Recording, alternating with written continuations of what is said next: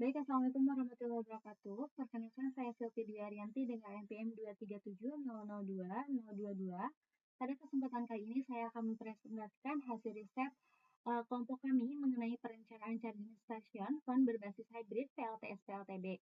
Nah, penelitian ini kami fokuskan sebagai solusi energi mandiri untuk area terbuka di kawasan kampus 2 Universitas Siliwangi, Megarsari. Secara garis besar gitu ya, perencanaan ini bukan sekedar instalasi teknis biasa, melainkan sebuah ekosistem energi pintar yang menggabungkan kekuatan matahari dan juga angin untuk mendukung aktivitas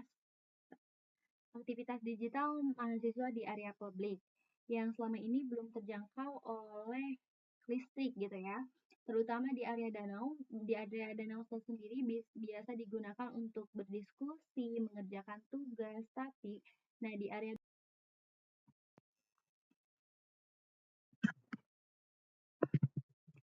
kita lanjut ke urgensi inovasi di lingkungan kampus. Yang pertama, kebutuhan daya tinggi. Meningkatkannya penggunaan perangkat portable untuk akses internet di area publik menuntut ketersediaan daya yang kontinu. Yang kedua, visi Green Campus. Mengurangi ketergantungan pada energi fosil dengan mengimplementasikan teknologi hijau sebagai identitas kampus 2 Universitas Siliwangi. Dan yang ketiga itu merupakan sinergi energi terbarukan, memanfaatkan karakteristik saling melengkapi antar tenaga surya pada siang hari dan juga tenaga angin selama 24 jam untuk keandalan 100% gitu ya.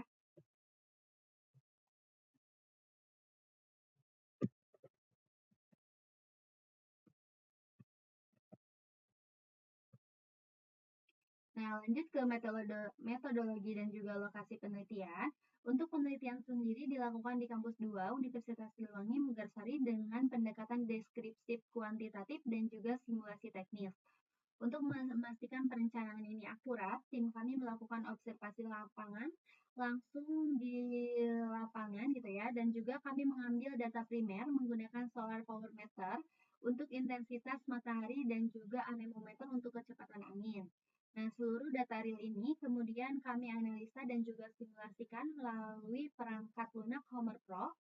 Jadi untuk konfigurasi sistem yang saya paparkan hari ini bukan sekadar estimasi, melainkan hasil optimasi data lapangan yang telah teruji secara digital.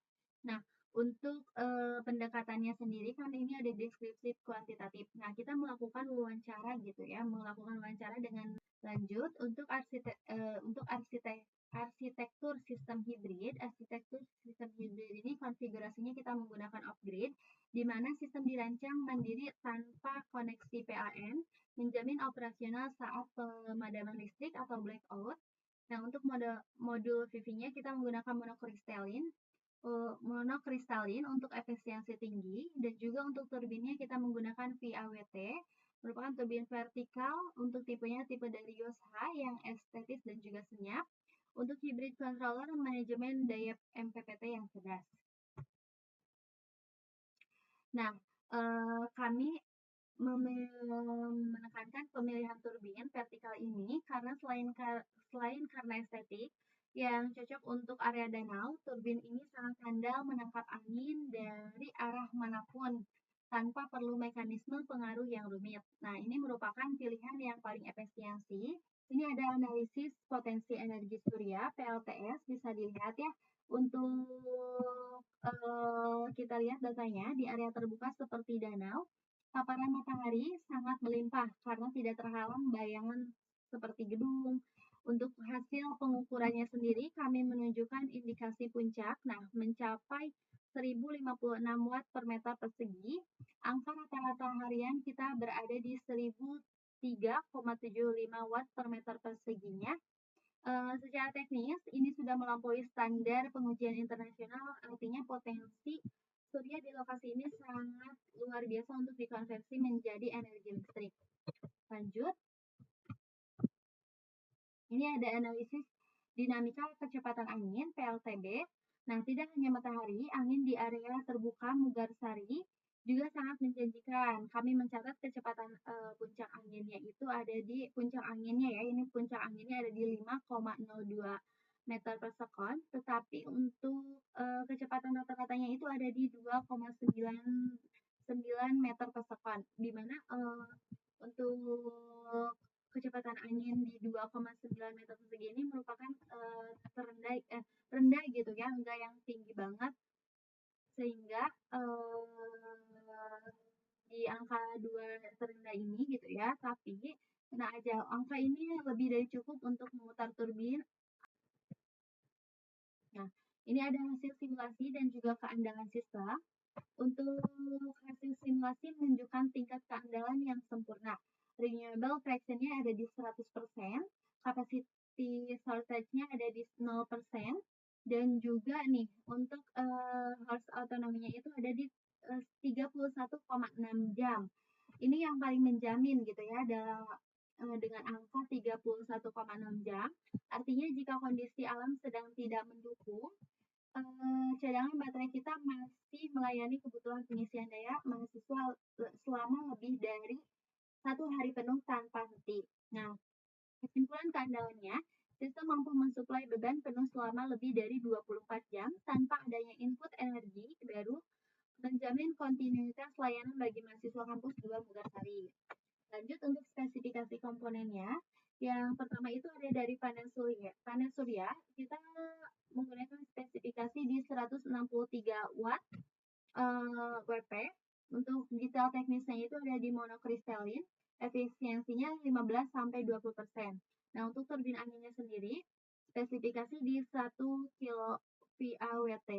Untuk tipenya itu tipe Darius cut-in-nya di 2 meter per second. Untuk baterai sendiri, spesifikasi di 51,2 V LiVe-VO4. Untuk kapasitasnya di 5,12 kWh atau ini 1000 Ah. Untuk lifetime-nya gitu ya, jangkanya itu di 10 tahun. Nah, untuk beban port sendiri ada di 30 port charging. Untuk detail teknisnya itu output USB, smart fast charging di 5 volt, 9 volt, 12 volt. Nah, kita lanjut ya ke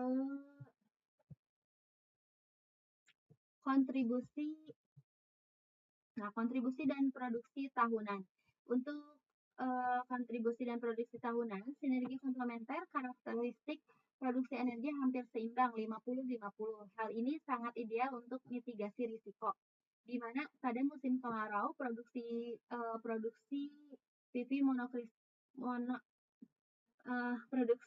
monokristalin mendominasi, dan juga pada malam hari atau cuaca mendung, turbin angin mengganti alih supply, di mana ini untuk energinya menghasilkan 449 kWh per tahunnya. Nah, bisa dilihat ya, ini untuk kontribusi energi matahari menyumbang sebesar 49%, dan juga kontribusi anginnya itu ada di 51%. Keseimbangan ini sangat menguntungkan di musim penghujan. Saat iradiasi matahari rendah, biasanya angin berhembus lebih kuat, begitupun sebaliknya. Sinergi ini memastikan profil produksi energi tahunan kita tetap stabil dan juga stasiun pengisian daya selalu siap digunakan setiap musim. Nah, lanjut kita ke analisis kelayakan ekonomi, life cycle. Ini untuk Nah, bisa dilihat ya, dari sisi finansial, total NPV-nya untuk proyek ini adalah sekitar Rp39.126.860. Ini merupakan total biaya sistem selama 25 tahun masa operasional proyek. Nah, untuk LCOE-nya sendiri ada di 9.213 per kWh, biaya energi per unit yang dihasilkan oleh stasiun hibrid. Nah, untuk biaya operasional, ini ada OPEX ya di 1.195.825. Ini biaya operasional dan juga pemeliharaan rutin per tahunnya. Nah, jika dibandingkan dengan kerumitan dan juga biaya penggalian tanah untuk menarik kabel listrik dari gedung, sistem hibrid ini jauh lebih logis secara ekonomi dengan biaya produksi energi atau LCOE sekitar 9.200-an rupiah. Ini adalah investasi yang sangat justified demi kemandirian energi fakultas. Lanjut ke kesimpulan. Nah, untuk kesimpulan sendiri berdasarkan analisis potensi dan simulasi Homer Pro, sangat layak untuk menerapkan sistem hibrida PLTB karena memiliki potensi energi surya yang tinggi. Ini rata-rata di 1003,75 watt meter persegi dan kecepatan angin rata-rata di 2,9 meter per sekon yang saling melengkapi konfigurasi optimal yang terdiri dari panel surya 0,163 kW, turbin angin, baterai LiPo dan juga konverter ini mampu menyuplai 3 charging stasiun phone atau sekitar 30 port dengan keandalan 100%. Ini bisa dilihat ya, unmet load-nya di 0%, artinya semua kebutuhan listrik terpenuhi, tidak ada pemadaman ya.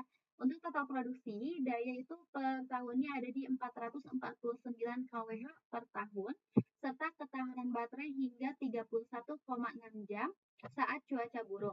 Dari aspek ekonomi, selama 25 tahun, sistem ini memerlukan capex sebesar Rp23.667.808. Biaya operasional sekitar Rp1.195.825 per tahun, dan juga NPC-nya itu selama umur proyek di 25 tahun ada di sekitar Rp39.126.860 dengan alokasi biaya terbesar pada baterai 59%. Nah, meskipun nilai LCOE-nya di 9.213 per kWh, masih di atas tarif PLN. Namun, investasi sistem hibrida ini sangat justified dan layak secara teknis karena andal, minim perawatan, serta memberikan nilai edukasi guna mendukung inisiatif Green Campus dan juga kontinuitas energi di malam hari. Sekian presentasi dari saya. Mohon maaf apabila ada kesalahan. Saya tutup. Wassalamualaikum warahmatullahi wabarakatuh.